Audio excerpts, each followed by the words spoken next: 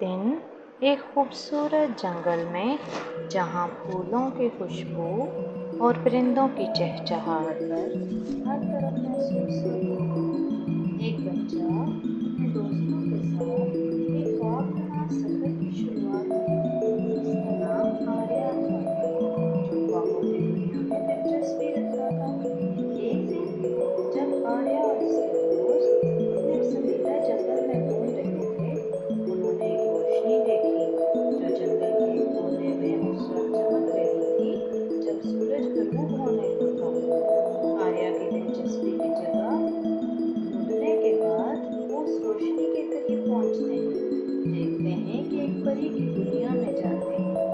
وہ خوبصورت پریوں کی جماعت، گلابوں کی خوشبو، جادوئی ماحول کی خوشی محسوس کرتے ہیں۔ پریوں کی دنیا میں داخل ہونے کے بعد آریہ اور اس کے دوستوں کو پریوں نے اپنی دنیا کی خوبصورتی دکھائی۔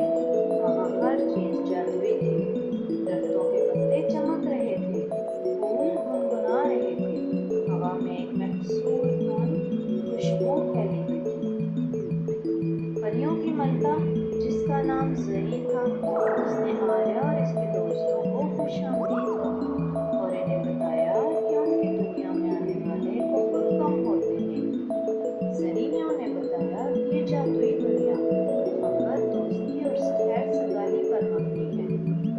زری نے کہا، یہاں ہر کسی کا دل پاک، صاف اور محبت سے بھرا ہونا چاہیے، تبھی وہ اس دنیا میں داخل ہو سکتا ہے۔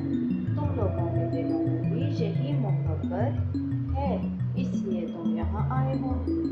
آریہ اور اس کے دوستوں نے پریوں کی دنیا کی سیر کی۔ وہ ہر جگہ خوشی سے کھیلتے، ہنستے اور پریوں کے ساتھ ناچتے۔ ایک جادوئی باغ تھا جہاں رنگ برنگے پھول کھلتے تھے، ہر طرف پھولوں کی خوشبو مختلف ہوتی تھی۔ ایک جھیل تھی جس کا پانی چاندنی کی طرح چمکتا تھا، اور اس جھیل کے پانی میں نہانے سے ہر دکھ دور ہو جاتا تھا۔ پریوں نے آریہ اور اس کے دوستوں کو اپنی جادوئی صلاحیتیں بھی دکھائیں۔ ایک پری نے ہوا میں اڑتے ہوئے خوبصورت رنگین پتے بنائے جو روشنی میں چمکنے لگے۔ دوسری پری نے ایک جادوئی موسیقی پیدا کی جس سے ہر کوئی محصور ہو گیا۔ انہوں نے آریہ کو بتایا، وہ اس جادوئی دنیا کے راز کو ہمیشہ محفوظ رکھیں گے۔ آریہ نے وعدہ کیا، کبھی بھی اس راز کو کسی کو نہیں بتائے گا۔ ایک دن جب آریہ اور اس کے دوست واپس جانے کے لیے تیار ہو رہے تھے، زری نے انہیں ایک خصوصی تحفہ دیا۔ وہ ایک چھوٹا سا جادوئی پتا تھا جو ان کی دوستی اور محبت کی علامت تھا۔ زری نے کہا، جب بھی تمہیں ہماری یاد آئے، اس پتے کو دیکھنا اور ہماری محبت کو محسوس کرنا۔ آریہ اور اس کے دوستوں نے زری کا شکریہ ادا کیا، واپسی کے سفر پر روانہ ہو گئے۔